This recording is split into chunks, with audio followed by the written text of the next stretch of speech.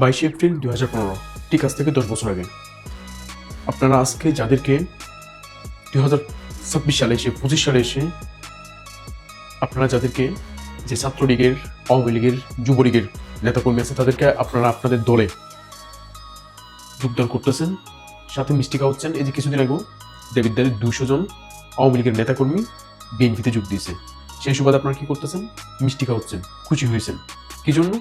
তারা তাদের ভুল বুঝে বিএনপিতে যোগ দিয়েছে, সেজন্য। এটা যদি মনে করেন তাহলে আপনারা এখনো ভুলের মধ্য দিয়ে যাচ্ছেন। আওয়ামী লীগ এত বোকা না, আপনাদেরকে বোকা বানাচ্ছে তারা। তারা হচ্ছে সুশীল, সুবিধাবাদী। তাদের নেত্রী এখন নাই, তারা এখন কি করবে? লাঠি উষ্টা মাইট খাবে। সেজন্য ফিট বাঁচানোর জন্য আপনাদের দলে তারা যোগ দিচ্ছে। তাতে আপনারা চিন্তা করতেছেন কি, আমাদের দল মনে হয় অনেক ভালো, হ্যাঁ, আমাদের বিএনপির দলটা অনেক ভালো, আমাদের নেতাকর্মী অনেক ভালো, সেই জন্য মনে হয় আমাদের এখানে তারা যোগ দিচ্ছে। অন্যথায় চাইলে তো আরো বিভিন্ন দল ছিল, রাজনৈতিক দল, তাদের ওখানে তো যোগ দিতে পারতো।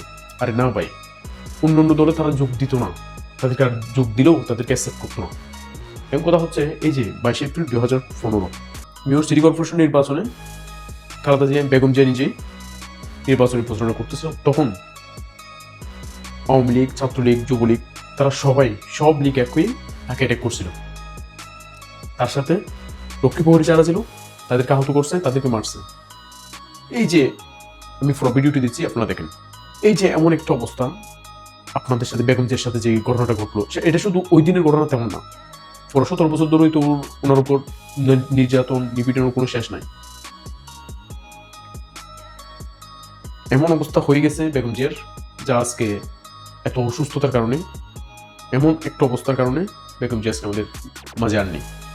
তাহলে টানা একটা যে 17 বছর ধরে তার উপর একটা, ওনার উপর যে একটা নির্যাতন, নিপীড়ন, হ্যাঁ, এটা জুলুমের শিকার হয়েছিল, তখন এই জিনিসগুলো আপনাদের কি মনে পড়ে না? নাকি এখন আপনারা ভালো পজিশন আছেন বলে যে আগের জিনিসগুলো ভুলে যাচ্ছেন?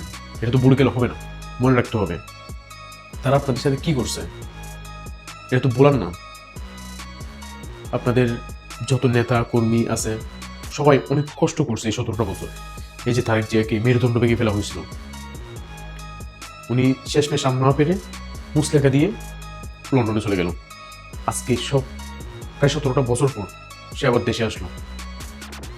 কত কষ্ট! তার ছোট ভাইকে পর্যন্ত দেখে নাই, ছোটবেলায় বাবাকে হারাইছে, এখন দেশে আসছে, সুখের সময় তার মাকেও হারাইছে। তাহলে এগুলো আপনাদের মনে রাখতে হবে। শুধু এমন না যে তারা যে দলের ভিতর যে আসতে চাচ্ছে বিদেশে তাদেরকে স্বাগতম জানাবো, তা না। আপনাদের সবকিছু মনে রাখতে হবে, শুধু ভুলে গেলে হবে না। এটা মনে রাখবেন, তারা আপনাদেরকেই বোকা বানাচ্ছে, তারা কিন্তু বোকা না। সে সবসময় মাথায় রাখবেন, তারা সবসময় সুবিধার পক্ষে ছিল, সুশীলের পক্ষে ছিল। তারা এখনো এমনটা করতেছে।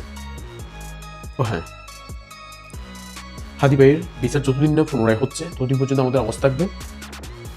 সবাই যে যতটুকু পারেন হাদি ভাইকে নিয়ে 2 লাইন হলো লিখবেন প্রত্যেকটা দিন, হ্যাশট্যাগ করে ইউজ করবেন।